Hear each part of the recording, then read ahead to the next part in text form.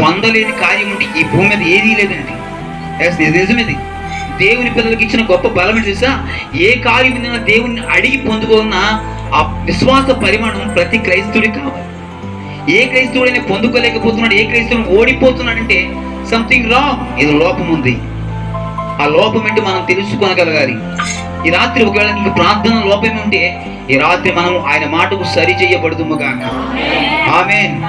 ఈ ప్రార్థన అనుభవంలో ఆ తల్లి చెప్పినప్పుడు ఏమి చెప్పింది? ఎవరి దగ్గర అయితే పాత్రలు ఉన్నాయో అన్ని తెప్పించి ఏం చేయమన్నాడు? ఆ నూనె పుట్టిన అన్నింట్లో వేయాలి. అంతే కదా అక్కడ జరిగిన సన్నివేశం. ఆ ఉన్న కొద్ది నూనెను ఆమె తెచ్చిన బయట అరుగు తెచ్చిన పాత్రలు అన్నింటిలో ఏమేమన్నాడు? ఈ చిన్నదే, జాగ్రత్తగా చూసుకోండి, ఈ చిన్నదే. కానీ ఖాళీ పాత్రలు ఎన్ని ఉన్నాయి? చాలా ఉన్నాయి. అన్నింటిలో ఏం చేయాలా అంటే ఇది పోస్తా ఉంటే ఈ బుడ్డిలోకి తరగట్లేదు, పొయ్యబడుతున్న పాత్ర మాత్రం నిండుతుంది. నేను అంటాను, నీ ఆత్మీయ స్థితిలో నీ విశ్వాసం కొంచెమే, కానీ నీ విశ్వాసం ఏం తెలుసా?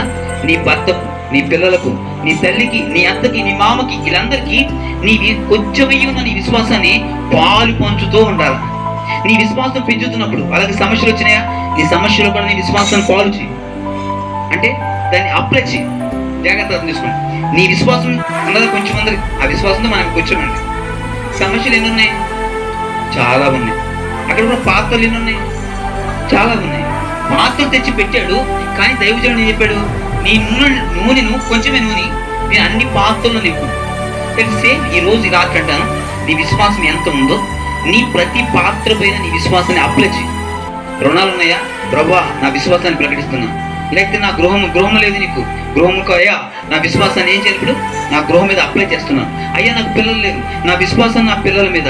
అయ్యా నాకు విశ్వాసం, నా యొక్క విశ్వాసం కొంచెమే, ఈరోజు నా భర్త మారలేదు, నా విశ్వాసాన్ని ఇప్పుడు నా భర్త మీద. ఓకే, నా భార్య నాకు అనుకూలంగా లేదు, నీ విశ్వాసాన్ని నీ భార్య మీద. అయ్యా నా యొక్క పరిస్థితుల్లో నాకు స్థిరత్వం లేదు, నీ విశ్వాసాన్ని నీ పరిస్థితులపై, వీటి మీద అన్నిటి మీద నీ విశ్వాసాన్ని ఏం తెలుసా? అప్లై చేయడం నేర్చుకోవాలా. దేవుని స్తోత్రం. అక్కడ ఆర్థిక పరిస్థితులు సరిచేయబడడానికి దైవజనుడు చెప్పిన మాట జరిగితే ఈ రాత్రి నేనంటాను, ఈ దైవజనుడు నీకు చెప్తున్న ఈ పరిశుద్ధాత్మని మాటలు నీ విశ్వాసాన్ని ఏం తెలుసా? ప్రతి పరిస్థితికి అప్లై చేయి. అప్లై చేసినప్పుడు ఏమో తెలుసా? ఆ పరిస్థితులు నీ విశ్వాసం చేత నింపబడతాయి.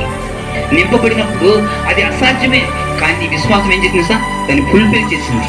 అప్పుడు ఏమవుతుందంటే అసాధ్యమైనది కూడా సాధ్యంగా మార్చబడుతుంది. హల్లెలూయా.